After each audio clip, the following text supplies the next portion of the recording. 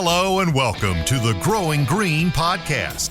Your host, Jeremiah Jennings, is the owner of Growing Green Landscapes in Birmingham, Alabama, and has a passion for growing the entrepreneurship community for those who are young in business.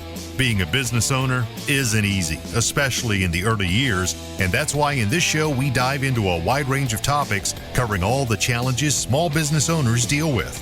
Even if your company is generating $1 million or more, the stories from our great guest and Jeremiah's own firsthand experiences will propel your business forward. And now, here's your host, Jeremiah Jennings.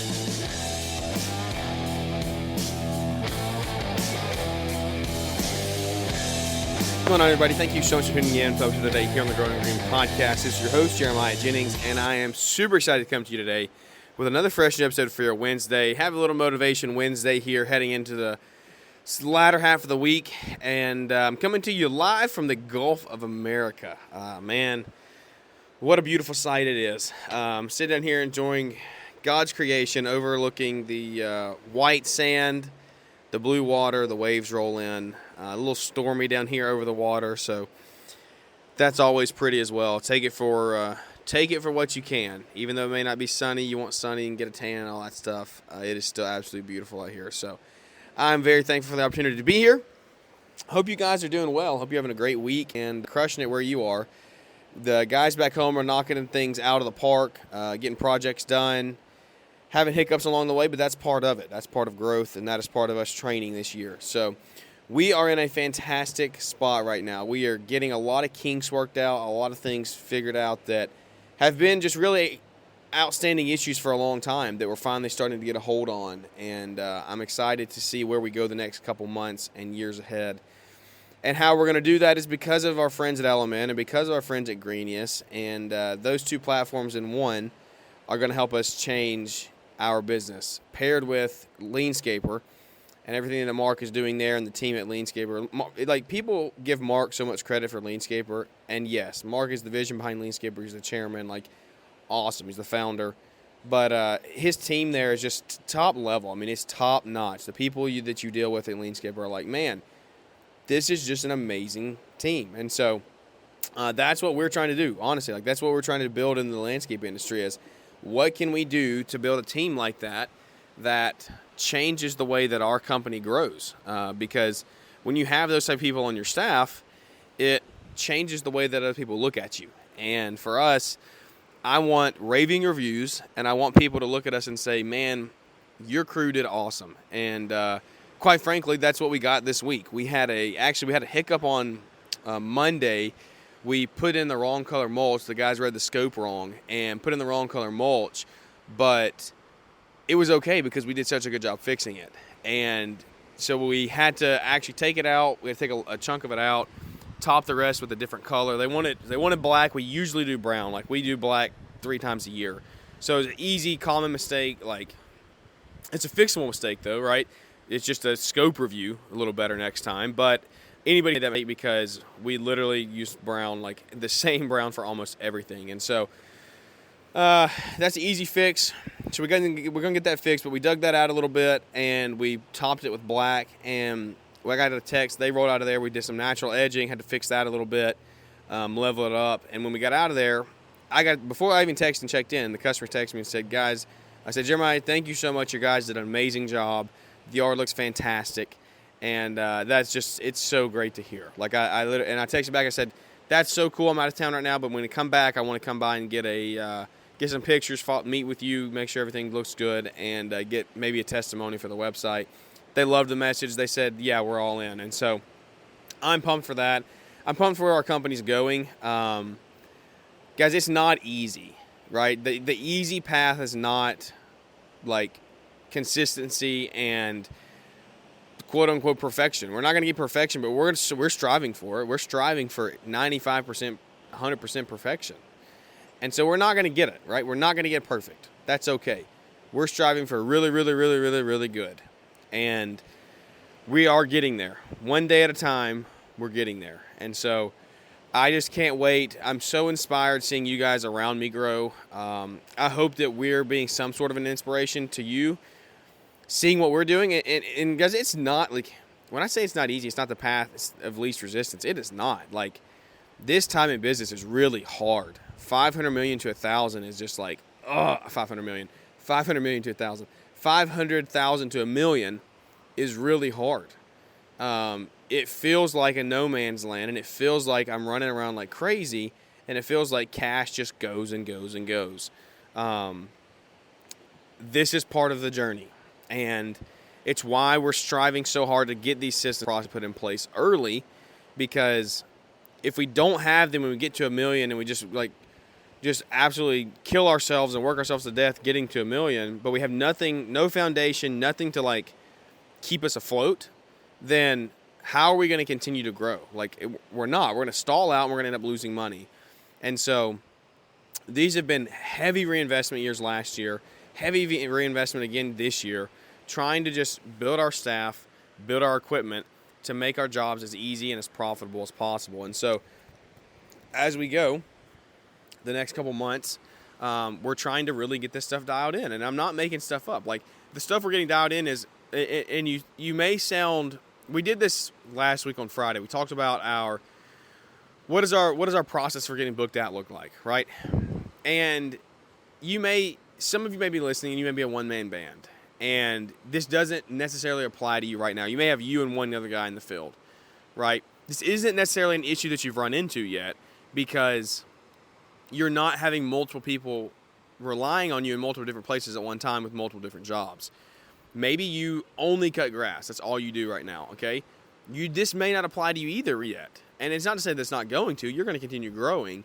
But I don't want you to tune this conversation out. It may not apply to you, because, trust me, if I could just schedule 3 or 4 mow crews every day that has recurring maintenance, that's awesome. I can handle those fires all day long, right? Like, those are, hey, something got missed, something didn't get blown, cool. We have a floater, they run out, they fix it, and we move on. That is not dismissing your problems at all. I don't want you to think that. Because I'm a small fish. I'm nothing, right? But, guys, when you start running maintenance crews and landscape crews and enhancement crews, and I have 2 or 3 at most at one time out, right? I know nothing. But I know that this isn't something that people are really talking about. I haven't heard it much. And this is the ins and the outs of the business. This is the ins and the outs of, hey, how am I getting work scheduled? And how am I getting people, how do I manage the day-to-day? Well, this comes down to having a legitimate schedule in place and having work booked out. If you are running multiple crews, and it's different job descriptions, they're not just maintenance, but that's a maintenance and a landscape crew, we'll say that, a maintenance and an install crew. If that's what you're running this morning, or this week, or today, whenever you're listening, then it may be a little crazy. It may be a little crazy from time to time. And if you're not booked out, it's even more crazy, because, what are we going to do today? How are we going to do it? You should be focusing so much on how you can sell work, get those jobs booked out, and how you can then manage it from there. Managing it from there looks like we are now putting scope of works and job planners in a folder for our landscape crew. Our maintenance crew is great. LMN runs maintenance for us. It's not even a question. They have everything they need. They have everything they need inside the crew app. They go throughout the whole day. They clock in, they clock out. Their whole route is there. If they get ahead, and they can go to tomorrow's list and look and see what's there. It is not an issue with maintenance. Maintenance is just absolutely streamlined through Element. It's been so great. The updates in the app have been amazing. I can't wait to see where that goes. Landscape side is a little more tedious, because they don't have an option for job planners or estimate, job planner by work area reports inside of your app. And so what we're doing is we're printing those off, we're putting those in a folder, and those are staying in the landscape trucks, so they can see those. They got scope of works attached to them as well. The scope of works are attached to the job inside of Element, so that's good.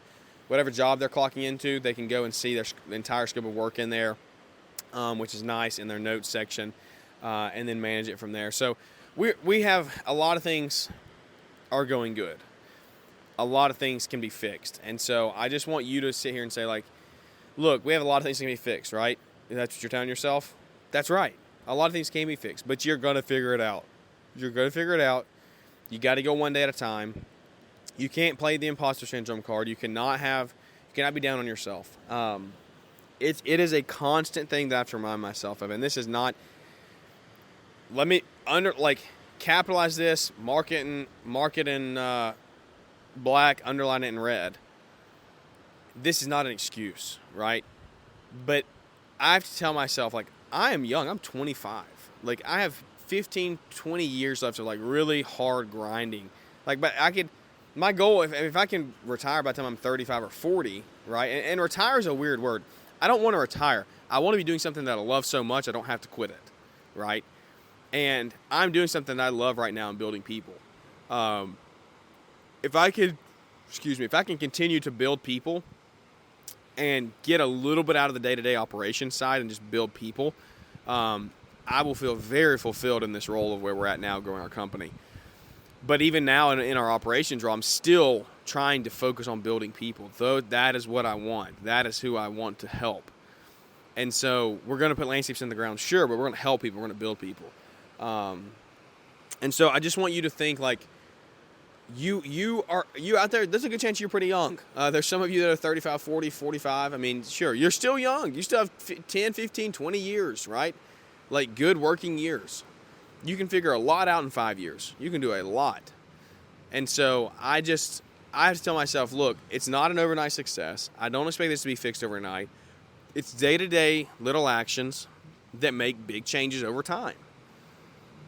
And it's just decisions. It's just like weight loss. Like, if you want to lose weight, it's not going to happen overnight. You have to go day after day after day of exercising, eating right, water intake, protein intake. You have to do the things. And it's the same way in business. You have to do things. You have to build the people. You have to train the people. You have to put the scope of works in the planners. You have to review. You have to job cost.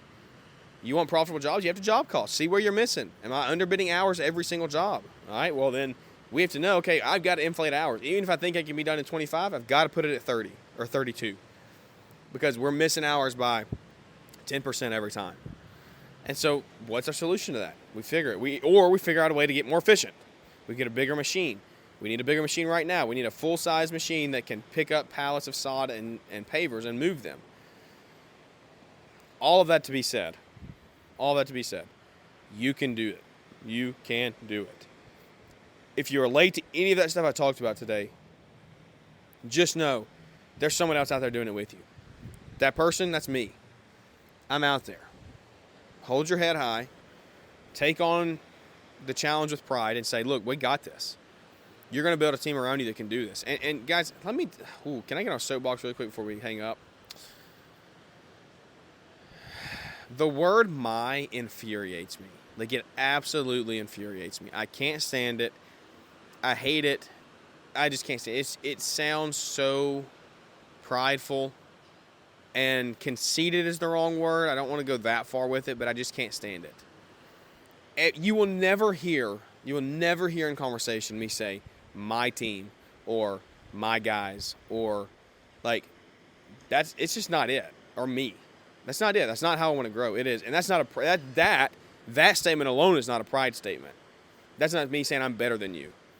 That is me saying, hey, this is what we embody and this is what I take to work every single day is our team. How did we do? How did our guys get up and go? Right?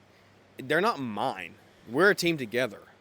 I don't take like claim stake on these guys. They're helping me. If anything, they're helping me more than I'm helping them. So, like, don't get caught up in this whole, like, my game. It is your team that you built together that's going to continue to grow. You cannot keep yourself at the top of the ladder.